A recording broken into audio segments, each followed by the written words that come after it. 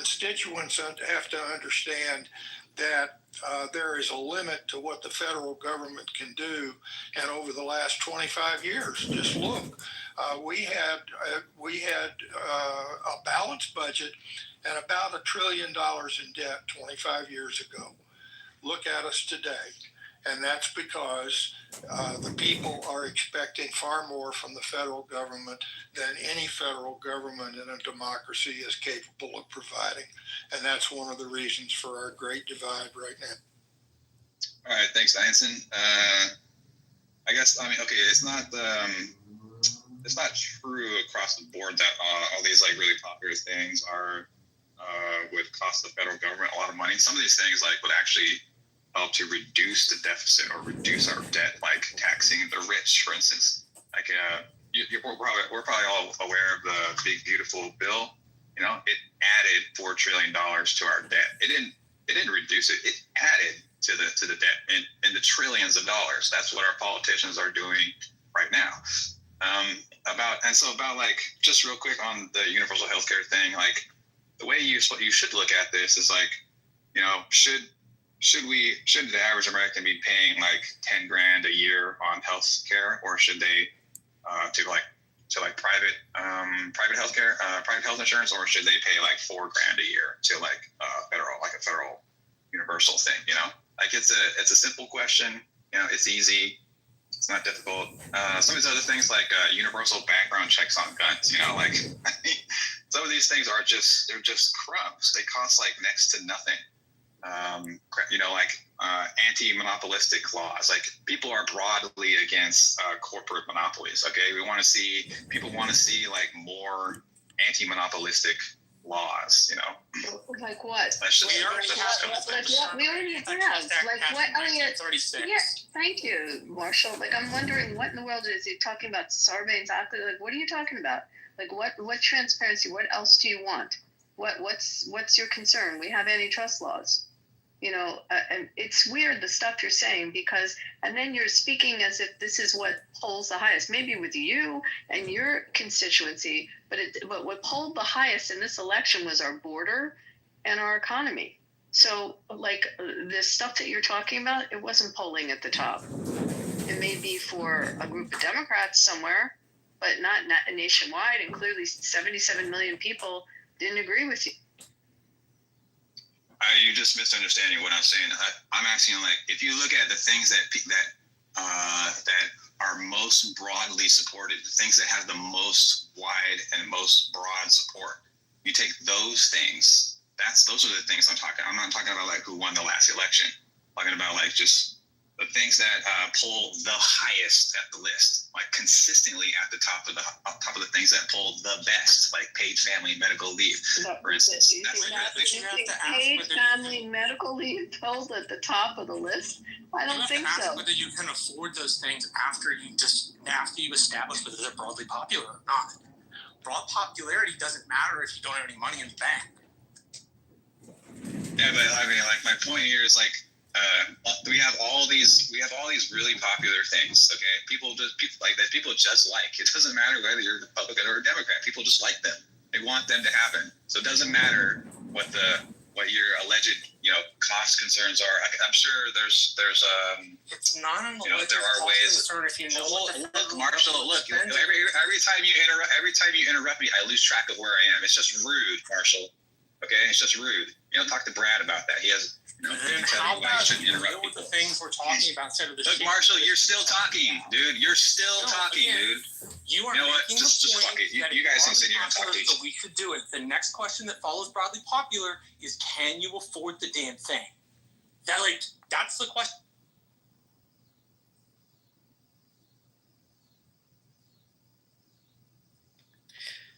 Well, I think I know there's a lot of people in my country that feel the same way as him. I mean, I think a broader question is like, does your average citizen have enough good access to accurate information to know what to demand from the government? So I know that economics is a very difficult field. there's a hell of a lot of moving parts to it, you know? Yeah, there certainly are. Like, dude, like I said, it's not necessarily about whether it polls well, it's about whether you can do it. Something may poll well, Right. and you may really want it, but what if you can't afford it, or what if you can't do it? The doable question is like a critical question as to whether any of those policies are even affordable or not. Right, and then, you know, Marshall, so my family is half in, well, my sister's in Chicago, my brother-in-law is American, and there's certain things that they like and love about both countries, right? Fair enough. Canada and the United States are both wonderful, really great countries. And there is no perfect place in this world, but I understand where he's coming from because, you know, on the surface view of things, there are very, very wealthy people, and the largest companies in the world, I think, are mostly in the United States, a lot in China as well.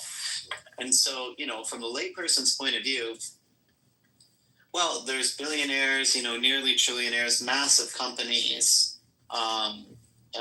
You know, the groundwork, the soil in the United States, the economy is fertile enough to give birth to these wonderful things. Why shouldn't everybody just be taxed across the board? And again, you know, there's no such thing as free healthcare in Canada. It's not free. We all pay for it, right? Just through our taxes, it's higher. And so, you know, if the United States can afford to grow these massive companies, then it should be, you know, on the surface, able to afford universal health care, right? So it does. Yeah, it fundamentally mistakes one principle. It mistakes the idea that companies can grow large, and that the ability of those companies to grow large is the government's responsibility or fault. Right? Like, yes, companies receive subsidies from government, certainly, surely. Sure. But the reason companies are broadly popular, or at least broadly successful, is not about government, or it's not about what government did. Right. It's about what the market did. And I think one of the problems is people associate that wealth belonging to the government, and it doesn't. It belongs to the government. Right, but in Canada, right, it's the people that pay for the health care, right? Just as an example, right? So we all get taxed. And then if there is this broad support, if everybody if like he's saying, if like 70% of the United States population is saying, hey man, just go ahead, tax me $4,000 across the whole board, tax everybody here the same amount, then let's just go for it. This like general, you know, base level healthcare, right? And then if you want something better, then you can go, you know, you can buy additional healthcare. I think be 4,000. I hate the argument. You don't think so? Boils it down to it would be $4,000. No, it wouldn't. They would tell you to be $4,000, and then when the government decided to hike the price, guess what? You have to pay whatever the fucking hike price was. Like, right. I don't know. I have to check. It's putting the ability to get healthcare in the government's hands. That's a big idea. If the government has the ability to hold and deny healthcare, then where else are you supposed to go? And if you have a nationalized healthcare system, that's exactly what that is. The government. Yeah, but a lot of things are nationalized. Right? Yeah, but there's a lot of things that are nationalized, right? Like the roads. Right. So I do understand the slippery slope thing. Like, don't give the government too much money or else they'll mismanage it. And for sure, it's a problem here in Canada, for sure. And governments have proven time and time again that they do mismanage money. But our federal government doesn't manage all the roads. Like, see, again, it doesn't. Correct me. Yeah. I don't know. The national highway system is managed by the federal government, but the road I'm currently fucking on right now, the county road, is not managed by the federal government. Like, this is why the universal health care plan in Canada, which is actually kind of a misnomer, it's crumbling at its big hands right now. And again, I'll do the room on this. I don't know why people constantly want to deviate. And the fucking Canadians always come up and go, we have universal health care. No, you have a welfare country that is existence upon the U.S. for it. Well, I think it's a bit more complicated than that, Brad. Come on. I mean, to be fair. Why? Why do you think it's more complicated? Your infrastructure projects are at the behest and mostly dominated by the U.S. markets and companies, right? I don't know. 50% of shipbuilding. I'm not a specialist in it. I do know that if we turn off our energy, you guys go dark. No, that's actually the inverse, because we actually did that once. The Niagara Falls went dark. It had a brownout early 2000s. It affected the entire seaboard, eastern seaboard, out to the Midwest. I think we're going to get into like a chest bumping match here and get off topic, but if you want to go into detail, go ahead. It's like if you continue to interrupt me, I just move you down and I don't care at that point. But then you win. I'm damn right, it's my room. So, again, we had this happen with Niagara Falls. It went to a brownout. The power shut down. Canada was screaming, and it was just a little switch in Ohio that caused that problem. The U.S. controls the majority of the oil. You do provide oil, but you don't provide it east to west in your country. You rely on the United States to do that, particularly 3 states, Montana and the Dakotas. So you don't even have a national pipeline to actually. What's your point? What's your point? So again, here, let me show you this. This is where Canadians just need to be in the audience. I don't like you guys. I really don't. Clubhouse has really made me think I can't stand Canadians. I don't know what it is. I used to date and chase Canadian girls when I was a teenager in high school. I thought they were all crazy because they were, I'm going to be honest, they're the ones that let you feel them up and they put out the most. But quite frankly, no, I've really grown to detest Canada. And it's not because of Trudeau. It's actually because of the people who come on here to discuss American politics from a Canadian country and then somehow think own it and win on these arguments. And you don't even understand our system, yet you're so quick to jump into the fray and then quote like Marxist or some other dogmatic bullshit and then try to tell me how I'm going to work in my room. So Poodle, again, some gay man in Canada on a welfare system selling perfume out of his mommy's basement is not going to impress me because you can quote Karl Marx or whatever freaking philosopher you have. It's not. And then brag about the healthcare system in Canada because it's the only thing you know and you haven't experienced anything else. We have socialized healthcare systems in here. We have different payers. We have a variety. We have your own system incorporated in many other systems. You just don't know it. And with that said, I'm going to end this room because it is 4:30. Pepe has another room going for those. I'm not insecure, dude. You literally just really fascinately make it dull every time you comment. But I'm going to tell you guys to follow. Pepe has some fireworks going on. I think Jazzy's got a room going on. I think there's some tit for tat. I think there's something going on in a room called the Muff tonight. They're all going through, I guess there's some drama in the clubhouse streets. I know for a fact there is because I've actually been named in it. Happy Keegan got clipped and all his little minions got clipped. Probably shouldn't have doxed my work address. Probably shouldn't have tried to dox my daughter's address. Probably shouldn't have tried to dox anything about me. Probably a good idea, but to each their own. Again, these are still the same guys that never show up when they promise. But I'm okay with that. I appreciated the emails that you tried to send to the work, except most of you are too dumb to actually figure out where I work. Figure out how to send the emails in the first place? Yeah, they sent emails to Texas Children Health Plan, and they didn't even know where they're going. And finally, I had to reach out because no one had a clue as to what they were sending. For the record, for the FBI reporting, this one's my favorite fucking one. There used to be a guy, Shane, on here who used to report to the FBI all the time, any conservative or Republican. We've all been reported. I've been reported, 670,000 times. You're not going to get anywhere with it. The FBI is not concerned with a guy like me. Shane. Yeah, see? He was a pain in the ass. He was. Sorry I was so mean to Elliot. I can't stand it when people don't use their fucking brains. It bothers me a lot. Yeah, I know, that's most Canadians. But I mean, overall, I will say this, you go ahead, report your FBI thing. I'm just going to advise people.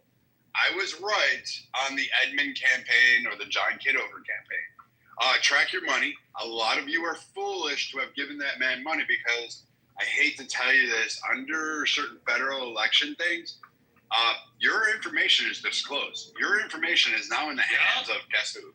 John Kitover. That guy, the yoga guy who sits there and does yoga in Fruit of the Loom tighty whities with urine stains on it. I tried to warn many of you, please don't donate to him. This is a scam campaign. It's just literally everything about it is just a joke, a troll.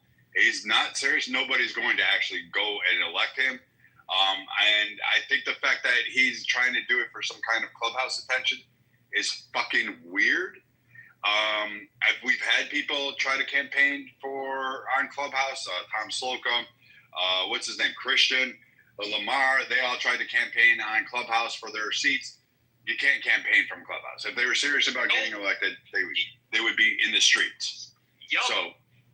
So when you hear this, please stop going into Kitover and trying to follow him. And most of you, careful with what he says, because he's got a public office there. He's open to slander. He's open to criticism. He decided to put his name on that. And yes, it is a scam. And yes, I will call it out. And no, there's nothing he can do about it. Is there anything else, Patricia, Marshall, you guys want to add? No, I can't think of anything. You said everything I want to say. All right. And with that said, I hope to see you guys on the streets out there. You guys take care. We may do another room Monday, so be aware. 1 o'clock Monday. I think we're going to stay in this format. We'll keep doing as many rooms as we can, and hopefully we'll have another great conversation. And just remember, Patricia, she's a queen in here. You got to give her respect. She's going to chop you. She's mean.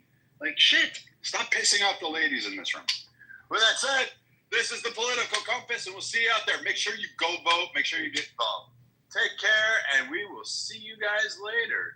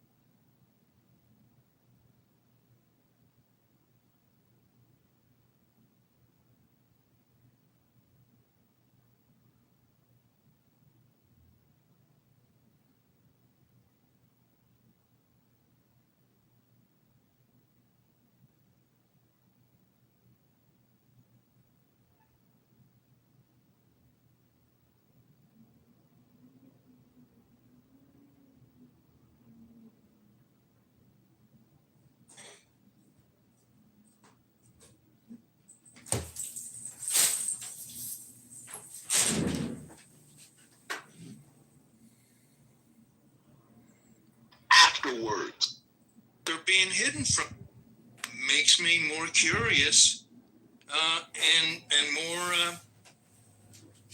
more focused on. I think we need to see what is being hidden from us, and I don't know how we're going to find out what the quid pro quo was to get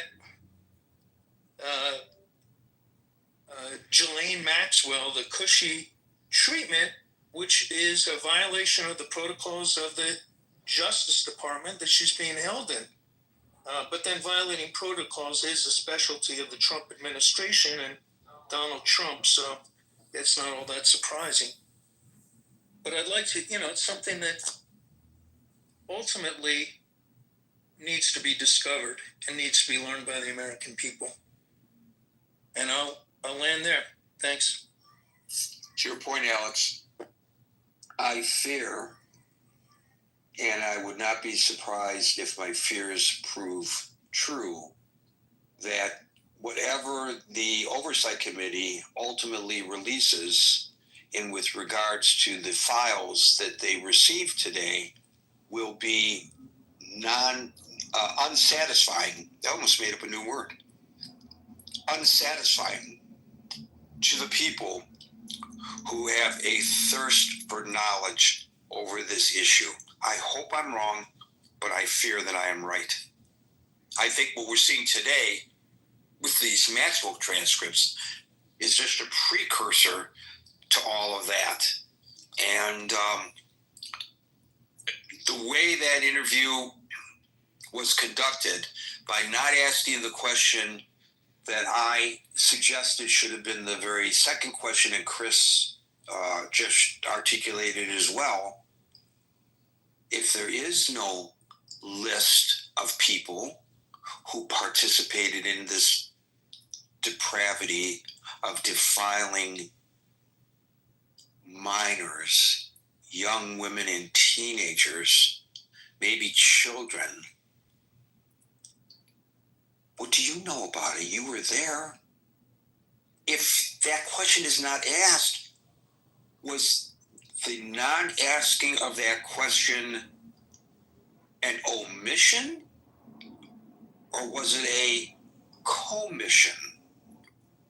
Seriously, how could you not ask that question? It's beyond credibility that a person of that stature conducting an interview of such great importance and of such great interest to the American people who ultimately the government works for. And I think we as Americans have a right to demand that these individuals be brought to justice, or if the statute of limitations has run out, at least bring them to justice in the public sphere. That question wasn't asked. Omission? Are you that incompetent that you don't ask the logical follow-up question that even Chris, who's not, as he pointed out, a journalist or an investigator, would know to ask? To me, that's an act of commission, not an act of omission. It appears to be omission, but I think it's commission. So by commission, you mean extending the cover-up? Yes, of course. Okay, it's just a word I don't normally use, commission and omission. Right. I don't normally use it either. I don't normally use it either. But in this case, look,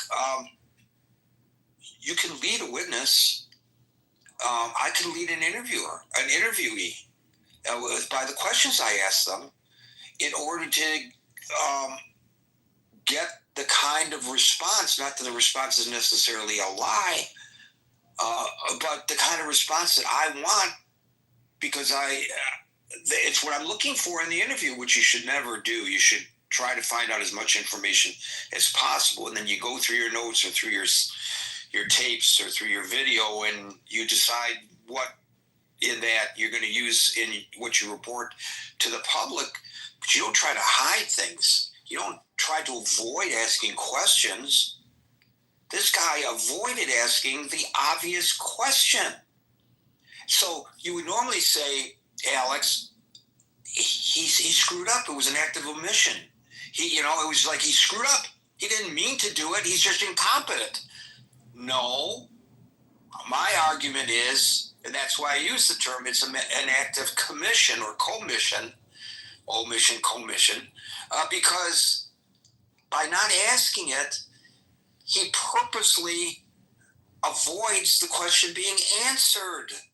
How can she claim if that question is asked that she doesn't know? I don't recall. She promised, for what it's worth, that she would be forthcoming this time.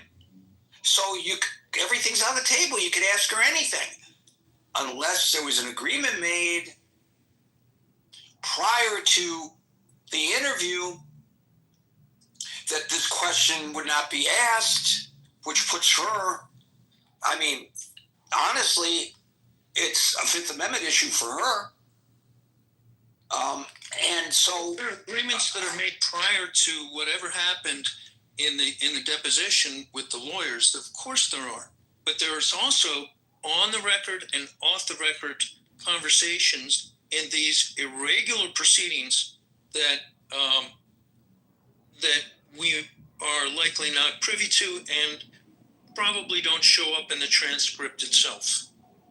It's not like being in a regular court of law.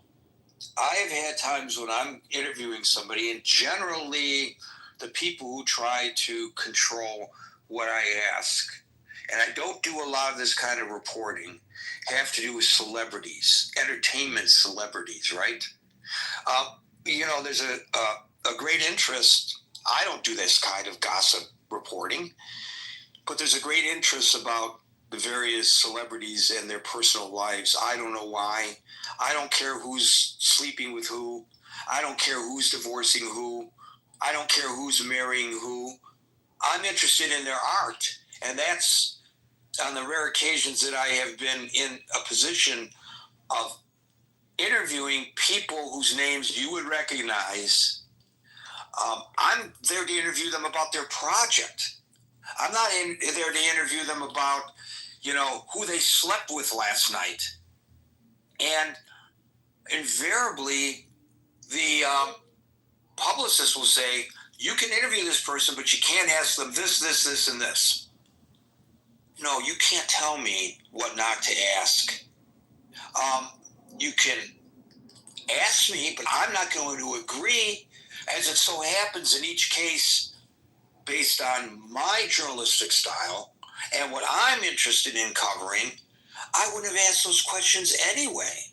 But the point is, I'm not going to go into an interview with preconditions.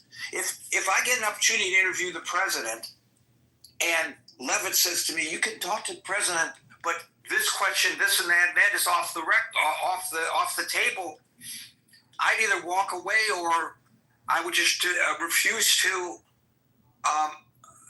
adhere to that or agree to it. I would adhere to it if I agreed to it, but I would refuse to agree to it. He doesn't have to answer any question I ask him. It's his prerogative not to answer any question I ask him.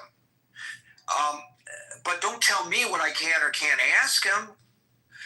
This really smells like there was an agreement what she could be asked and what she wouldn't be asked. And we are left with a whole bunch of nothing. 2 days of transcripts that, at least thus far, what's been reported. There may be, as I said, an Easter egg or two in there, and I'll correct my assessment because it's only based on partial information. If I'm wrong about this, I'll correct my assessment on Monday publicly because I want to always set the record straight with anything that I say or report. And if I misstate something, I'll own it. I don't care. I'll own it. We're all humans. But it really, at this point, appears, and I think it's a logical conclusion based on what we know, that they purposely didn't ask, the $1 million question that you need to get to. And that is that the lawyer for the Justice Department, who represents the people of the United States, and the lawyer for Ghislaine Maxwell had the same goals. Well, herein lies an issue that we have seen in the previous Trump administration, the way he viewed Bill Barr, and we're clearly seeing it in this administration. You see, what you just said is true. The Justice Department represents the people of the United States, not the President of the United States. But in this administration, I think that every department is greatly influenced by the desire to represent what is best in the eyes of the president.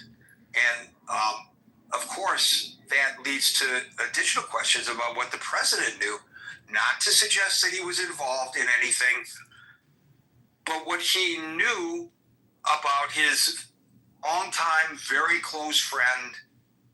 They had a falling out, Jeffrey Epstein. Thank you, Alex. We'll move on. Scott. Thank you. Scott. Sorry, guy. I was. That's okay. That's okay. Couldn't find my button there. Yeah. Well, look, I don't know if they're hiding the truth or not. Very interesting, guy. That she seemed to go out of her way. I mean, it's pretty funny, the whole thing about, oh, I just admire his achievement of becoming president. I mean, this is hilarious, right? I mean, look, I mean, I don't think you have to be a genius to see what. I mean, I think it seems the implications here. This, she got moved to a country club for trying to help dispel the Epstein, the Epstein mess, which is really becoming a mess. I mean, I think this is interesting. It's one of these things that we've said before. So many of the issues with Trump are because we're just so partisan. It doesn't really matter, right? He sends troops to DC, right? If you're anti-Trump, as I am, I try to be fair, but I'm a Democrat. And people know my thoughts on a lot of things. I try to be fair, though. If you're a Democrat, you say, this sucks. Democracy, it's being eroded. Norms are, collapsing and the sky is falling. If you're a Republican, great, law and order. These cities are a mess. Everything seems to go so partisan, except the Epstein thing, right? Because as we said before, this is religion. So a lot of his base, this is something that they believe, right? That the conspiracies and the elite and the child pornography. But wait a minute, this is not a conspiracy. This is on the record. There are convictions. You're right. Now, I'm not saying this is a conspiracy.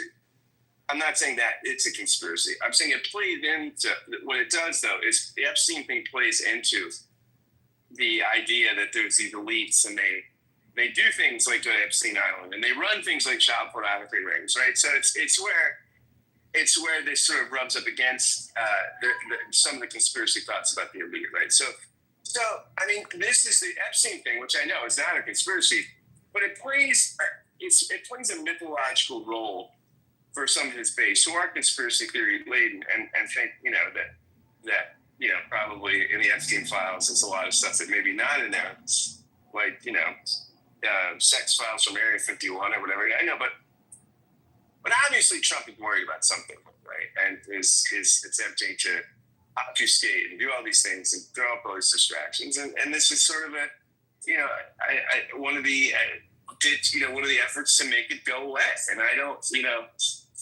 we'll see. I mean, I think this is not. I mean, I don't think her coming out and saying Trump is fantastic is going to end the story yet, but we shall see. Thank you, Scott. I'm going to let Marshall get his critical thinking forum legs before I go to him because, he's coming in mid-stride, and go to Murad first and then back to Marshall. Murad.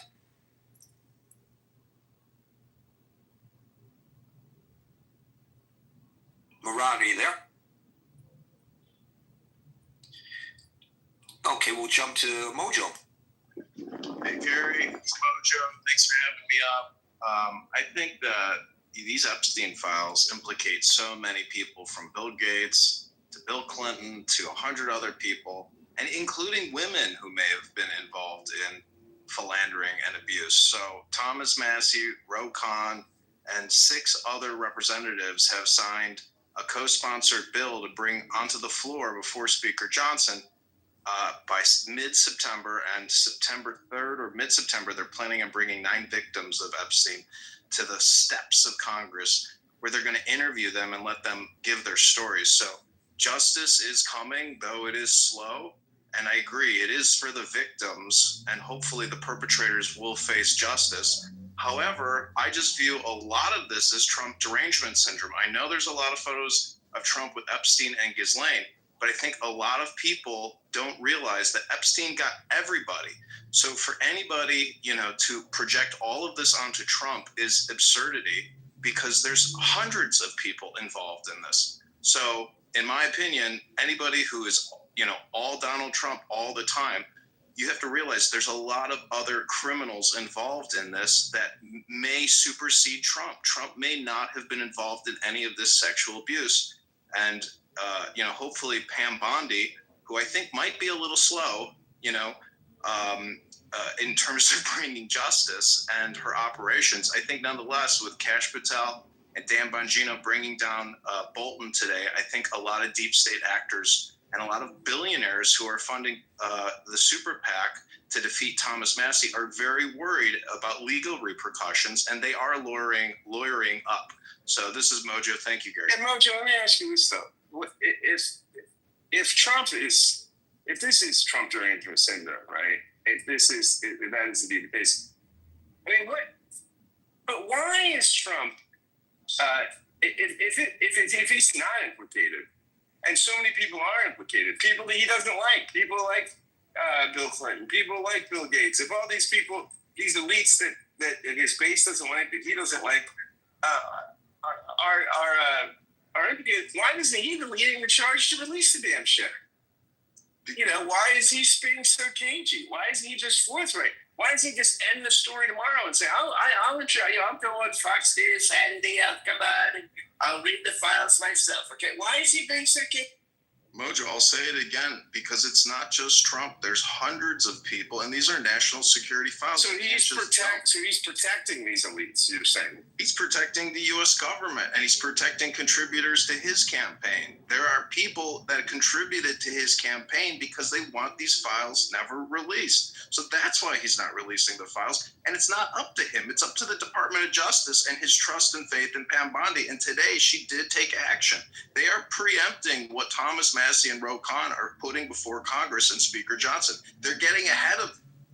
Wait a minute, are you suggesting that the Justice Department is acting independently of the White House in releasing these Maxwell transcripts and audio file?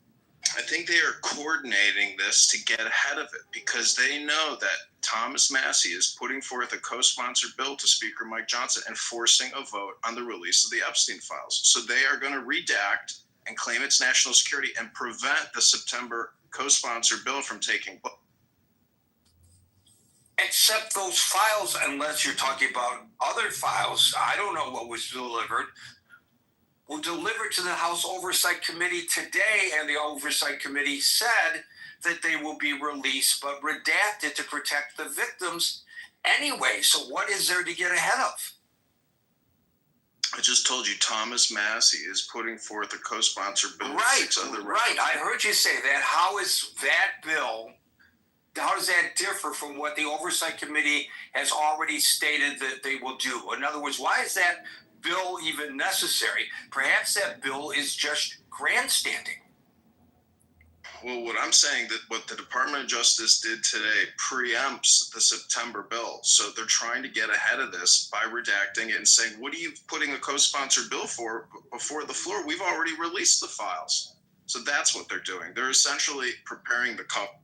So you know what? I would say that if you were a Democrat, I would accuse you of Trump derangement syndrome for the comments that you just made. I'm trying to accurately describe the situation as I best observe it, Gary.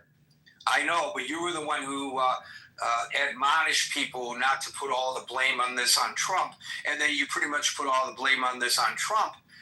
And I don't think anybody has suggested, and I have said quite the opposite several times today, many times in the past, but since it was lost on you, maybe you weren't in the room at the time, I have said that in this forum, I have been steadfastly adhering to my role as a moderator to not allow anybody to allege that Donald Trump has done anything illegal in spite of his past close personal relationship with Epstein, and then you defended against that accusation that was not made. That was not made on at least not on this stage, maybe elsewhere. Well, I'm but pretty not sure here. I heard Meryl attack Donald Trump as being a pedophile. No, he did. She did not. She did not. She attacked Trump, but those words never came out of her mouth. And if they did, she would have been subject to a potential slander allegation. And she is in the law profession and knows better than that. Well, this room is recorded, so you'll have to go back to watch the live replay. I don't have to go back to it, and if the room is being recorded, it's being recorded against the rules of Clubhouse. Gary, just a heads up, he's a total troll. This is like his 27th account. He goes around, he literally has 27 phones that he records. His name is John Kitover. Oh, is this another John? Is this another John? Yes, this is John Kitover. Okay. Total troll. It's candidate for Congress 2025, John Kitover. Oh boy, here we go again with John. Okay, thank you very much. And don't misrepresent what I said, other people have said, and what Meryl said. That was you know what? That was a complete, maybe I'll give you a vote. Because to tell you the truth, with all the lies that are coming out of Congress. He's not here anymore. Yeah, he probably is. He may not be here. Maybe he's on an alt account. Of course, have you ever seen photographs of his cell phone farm? He's got more cell phones than Verizon. I'm not kidding you. He got more checks than the NSA. I'm serious. He publishes pictures of his basement or his living room, some room was taken over, and he's got dozens of phones there, all recording Clubhouse. He's still here. And you know what? Given the fact that he misrepresented someone, he's actually perfect for becoming a member of Congress who goes on cable TV and misrepresents the facts and misrepresents what people say, because I fact check. It's not just the bloviators on cable TV. It's the guests, and the guests are often elected officials. And I hear what they say, and they lie all the time. They misrepresent what other people say and do. And Kitover just misrepresented directly what we all heard with our own ears that someone said in the room. So he's perfect. So vote for him. Vote for him. Move into his district and vote for him, because he'll fit right in that club. Kevin. And by the way, we are... oh, wait a minute, Kevin, hold on. I apologize. First of all, I want to announce it's 6:01 Eastern Time, which means we're going into extra time. Everybody on the stage obviously will get an opportunity to speak. But folks who are waiting in queue, we will not bring you up to the stage, not this week, but click on the link above and join in the chat that's open 24 hours a day, 7 days a week on Facebook Messenger. Marshall, I see your phone icon popped up. Does that mean you're no longer with us, or are you here? Okay, I don't want anybody to misrepresent what I just said. When I said he's no longer with us, I'm not saying that he is dead. Kevin. Hi. I was hoping to get some of your journalistic expertise.